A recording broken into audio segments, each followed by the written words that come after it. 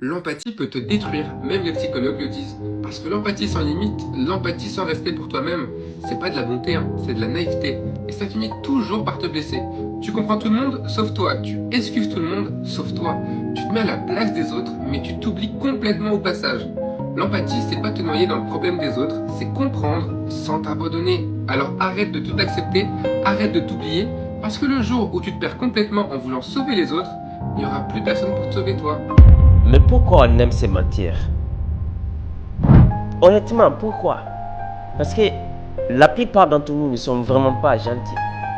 Mais on fait les choses de peur que si on ne le fait pas, les gens disent: ah, lui, il n'est pas. Lui, il n'est pas. Lui, il n'est pas. Je ne sais pas. En fonction de ce que vous pensez ou ce que vous aimez qu'on pense de vous, il n'est pas ça. Donc, généralement, ce n'est pas par envie ou même par vraie fierté. Non, ce n'est pas par vraie fierté. Ce n'est pas par vraie fierté. C'est par peur du jugement. Donc, on n'est pas gentil. Ce n'est pas l'empathie généralement. Et je vous invite à arrêter ces jeux. Faites tomber ces masques. Et soyez juste vous. Soyez vrai. Soyez honnête. Et acceptez d'être Menchinga. Je voulais dire merde. Mais je me suis dit qu'il est temps, parce que je regardais les statistiques. Merci monsieur. Merci papa, maman. Je me suis rendu compte que c'est des gens âgés qui regardent ces vidéos.